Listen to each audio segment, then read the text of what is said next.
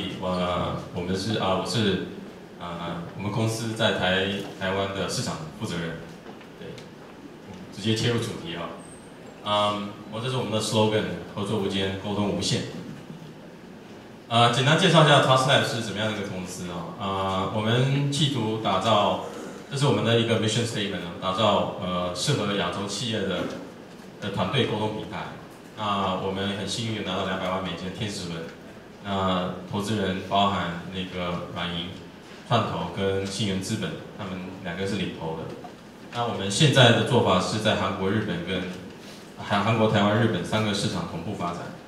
我们是要扩大使用者基础，也不断优化产品，这是我们现在的阶段所以我们也是一个在0到1的一个阶段的这个发展过程。我们现在有5个语言版本呢，今天会跟大家介绍一下，就是繁中、简中、英文、中文、英文、日文跟韩文 ，iOS、Android 跟 Web 是已经有的版本。PC 版很快就要推出，大家可以期待。这是我们现在的团队这个是我们的 management team， 所以我们 CEO、CDO 跟 COO 都在上面，还包括我们的投资人所以这一位最右边那位可能很多人认识，他是信源资本的 Matt。然后呢，对，我们有蛮多的那个背景，就对了。这个是主办单位是丢给我的题目所以我就按照主办单位给的题目，乖乖的就按照他们的要求就讲一些相关的那个我们的那个议题。第一个是发现市场机会和使用者的需求，是我们是怎么开始这条路的其实对我们来说很简单，因为我们一直在寻找，就是韩国的这些创办团队们，他们一直在寻找下一个创业的一个趋势对我们来说，我们发现 messaging 是一个一直以来都是很 sexy 的 topic。我讲很 sexy 是因为很多人会注目，就对了在欧美在企业级的那种 messenger 是一个趋势但是在亚洲还不是这样的一个状况，所以对我们来说，这就是我们可以做的事情。我们的下一步应该是在亚洲做一个属于亚洲企业可以最喜欢用的那个 enterprise messaging 的工具。在使用者需求上，我们觉得说工作上，其实在座的每一位都有同样的经验就是大家都会用某一种 messenger 来进行沟通你们不是用 Line 就是用 WeChat 就是用 Skype， 反正很多像这样手机上可以用到的工具，甚至来取代 email 跟同事进行沟通。OK， 所以这个我们做的是，对我们来说，这个内部的这个沟通工具其实是一个还蛮大的市场，所以我们就跳进来做这个。那时候我们跳进来的时候，很多其他的竞争业者竞争对手其实还没有真的出现结果我们一跳进来就很多人在做 ，Facebook 也推出，然后所以某个程度上我们觉得我们趋势抓对了。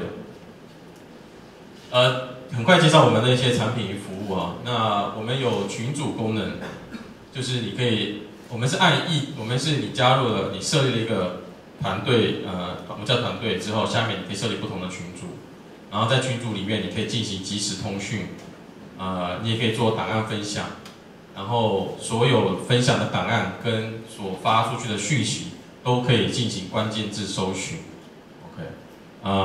那我们着重的另外2块就是资讯的安全的部分，还有我们会跟其他的云端的工具进行那个协作，进行那个串接，所以大家可以就是大家可能习惯上用 Trello Asana 还是 Dropbox 甚至 Evernote 我们都想跟这些做串接，使大家可以在云端上，因为现在大家云端工作是开始越来越是这个常态，所以这是我们发展的方向。接下来我们会有一段影片给大家来介绍我们的产品。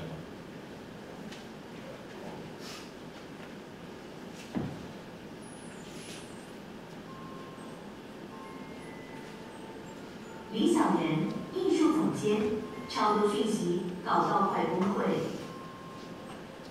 陈佑基，顾问公司负责人，一整天都在回 email， 超没效率。王大明，软体开发师，下班还被追杀，惨兮兮。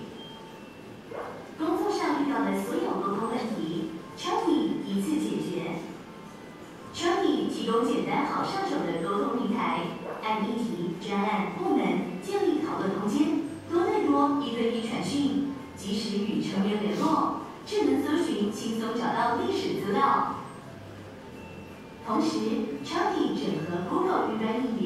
Dropbox 和其他协作服务，一个平台搞定工作大小事。最关键的资安问题，彻底的帮你设想周到，讯息皆使用加密传输，保障内部资讯安全，提高工作效率，快乐打拼，认真生活，到底超级棒！合作无间，沟通无限。好，那接下来我可能下一张 slide 没有记错了，应该是讲韩国的一些状况。我很快分享一下，因为想说既然跟韩国相关，可能很快讲一下这个韩国的一些大家有听过独角兽吗？就是市值有超过1个 billion valuation， 就是估值超过1个 billion 的，这个都叫独角兽。在韩国有10个，那排第一的现在是 Line、Kakao、Naver 什么一连串哈。那这个是去年12月的数据 ，OK。那那我要特别提名的是一个公司，新创公司叫 Ticketmonster， 它刚刚从 Groupon 的怀抱里出来，被另外一家公司一个集团把它就是收购回来。那他们是2010年成立的，那他们有1200个员工。我提这个公司是因为这家公司呢，它现在估值也到782个 million， 所以它很快也要变成一个独角兽。那他们的执行长叫 Daniel Shin， 今年才30岁，他是我们现任的董事长，他有投我们就对了。顺便也介绍一下韩国现在募资最多的前15名韩国新创。为什么提这些？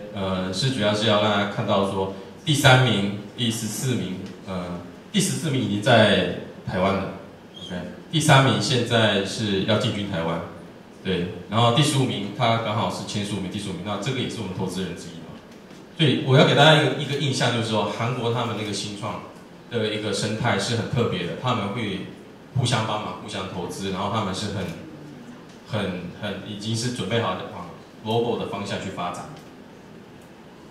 Okay， 这个很快的一个像 summary， 那80%人口使用 LTE 哈，所以是一个网络这个时代。年轻人人才投入网络创业非常多，超过1000家新创。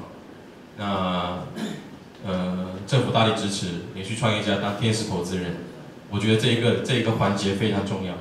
OK，然后因为这样子，创投热钱涌入，然后他们的生态就相对的比较成熟。他们估计未来5年会再有10个 unicorn， 所以这个是蛮了不起的一个。那这是他们的一些状况，那我就不多讲这些哈。那讲一下为什么选择在不同国家跟文化同时发展。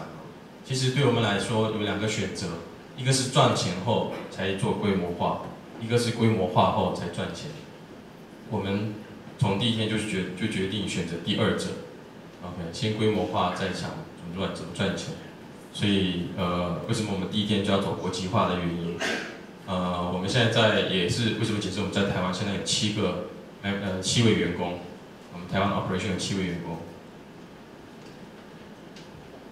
讲一下我们跨国团队合作的这个经验分享哈。对，我们现在全3个国家有40名员工，6个国籍，至少我知道有6个国籍的，然后有4个文化，4大文化，日本、台湾、韩国还有美国的文化。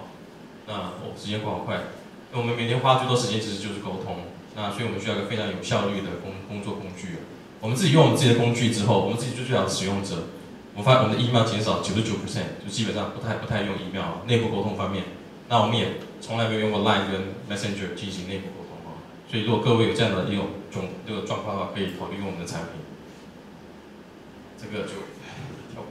我们在人才招募，悬赏金5000块钱。数位行销人才。那这是我个人，马来西亚人，纽西兰律师，政大，然后10年工作经验，法务。自己网络创业1次，加入别人创业1次，就是这一次。好，谢谢大家。